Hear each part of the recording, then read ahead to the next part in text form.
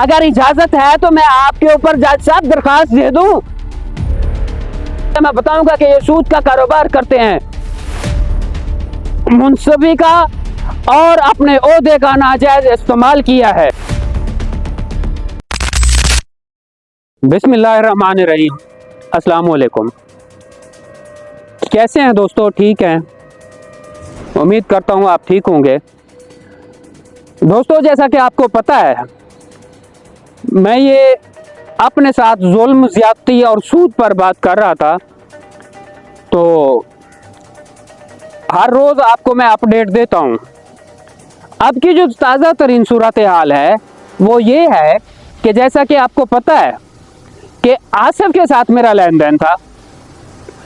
आसिफ से 1 लाख रुपया मैंने लिया था, जिसका बाद में इसने मेरे खाते में 250 बोरी सोना यूरिया खाद की कीमत बनाकर मुझसे सूद तलब किया, और बावजह मजबूरी वो मैंने मान लिया था, वो देने का मैं इसको पाबंद था। तो और वो मैं इसको देता गया, ये कापी पे साइन करता गया। जब 3,25,000 इसने पूरे किए तो फिर कहता है मेरी असल रकम मौजूद है।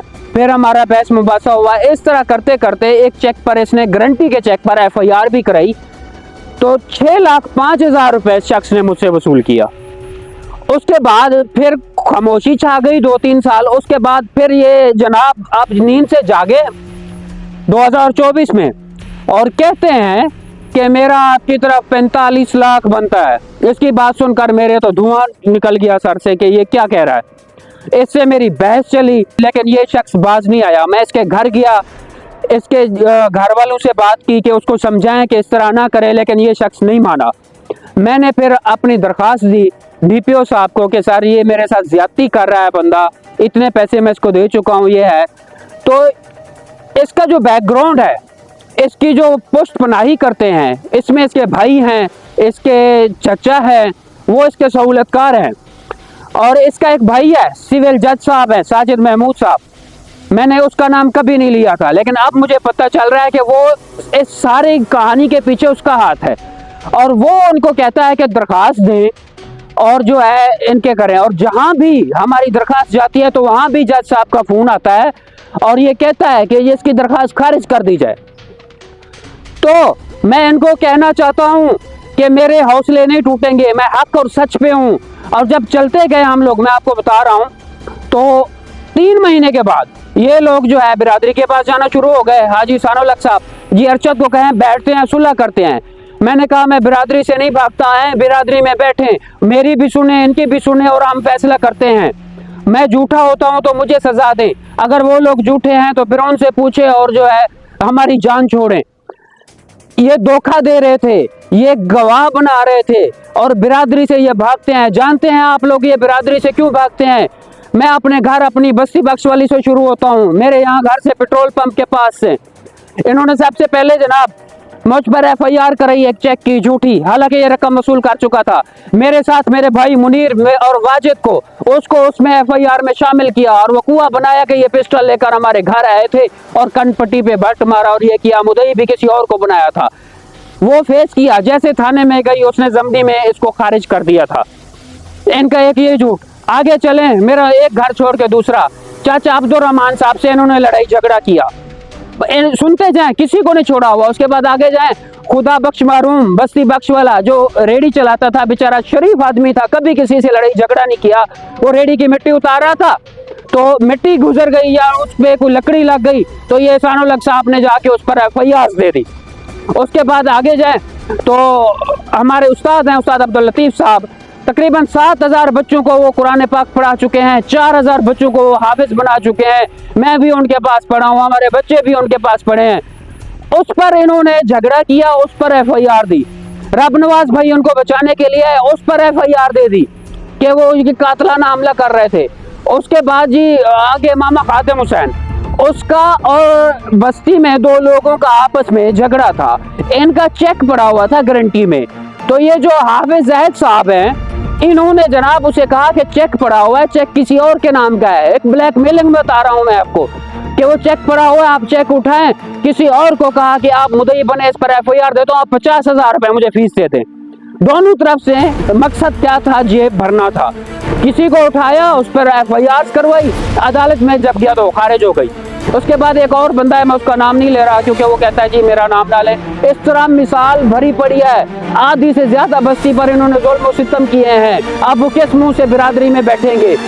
अगर मैं अपने इलाके से बाहर निकलता हूँ तो बाहर भी इन्होंने कराया हुआ है। हाजी इब्राहिम साहब वफात पा गए हैं, उस पर मुझे पता चला 2 FIR करवाई, एक अपने मुंशी के मुदई बनाकर की और दूसरी खुद हाफिज ज़ैद महमूद किया। वो बेचारा दिल के आर्जे में मुब्तला हुआ और अल्लाह के पास चला गया। मुझे पता चला है तो कि इसके सारी गेम के पीछे इनकी पुष्ट पनाही जो है इनका भाई साजिद महमूद साहब कर रहे हैं, जो सिविल जज है। तो मैं हैरत में मुब्तला होता हूँ कि पैसा ही सब कुछ हो गया है। नहीं देखना कि कौन सच्चा है कौन झूठा है, बिरादरी में नहीं आते, बातचीत नहीं करते, अपने असरो शौक से झूठे मुकदमा दर्ज करवा कर उनको जो है जेल में भिजवा देते हैं।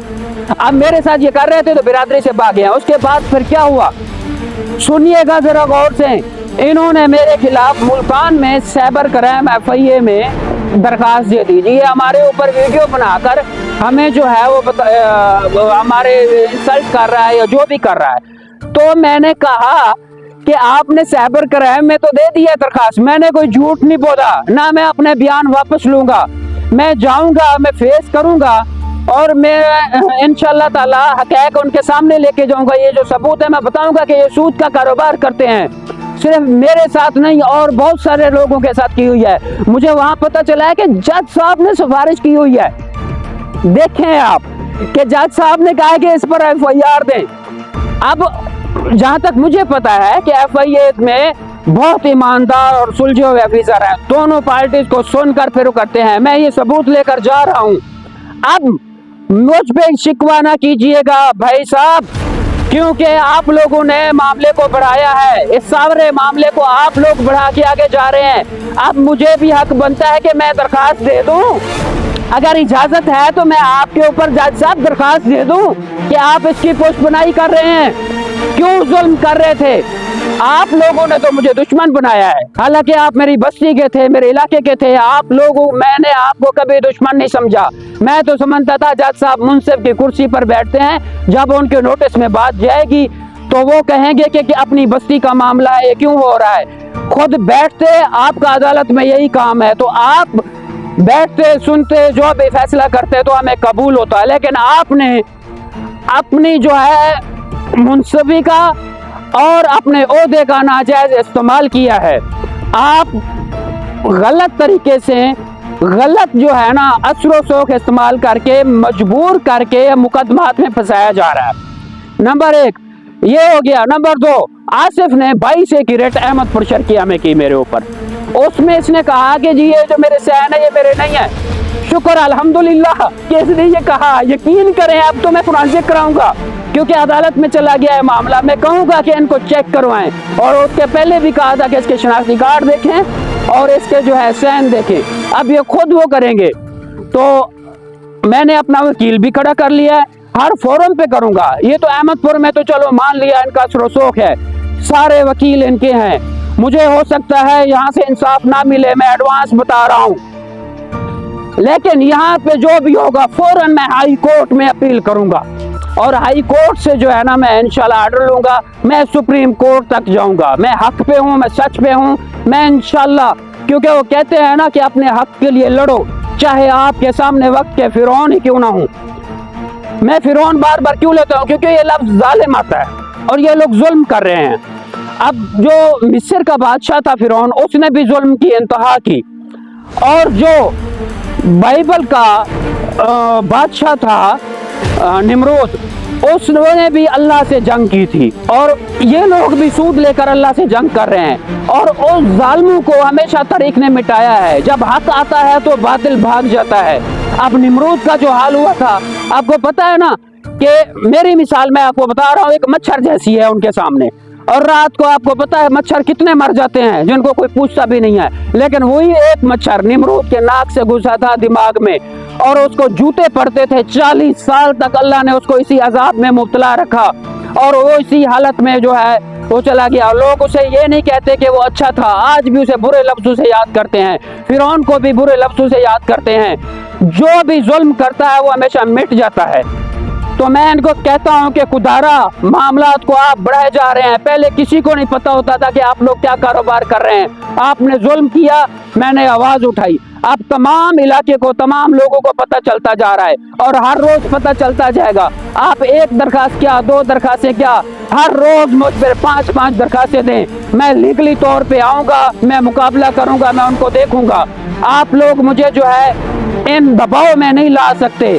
मेरी जिंदगी का मुझे नहीं इल्म कि कितनी है। मैंने आपको पहले भी कहा था कि आप लोग जाएं, आप जो मेरे ऊपर कर सकते हैं कर लें। आप हमेशा ऊंचे हथकंडों पे आए हैं, इनसे आपकी इज्जत बढ़ नहीं रही, इज्जत कम हो रही है। तो मैं हक सच पे हूँ। इंशाल्लाह ये बुरा वक्त है, निकल जाएगा। मैं इंशाल्लाह ताला जीत के रहूंगा और इज्जत और जिल्लत मेरे अल्लाह के हाथ में है, ये आप लोगों के हाथ में नहीं है। और मेरा अल्लाह जिसे चाहे इज्जत दे और जिसे चाहे जिल्लत दे, ये उसके हाथ में है।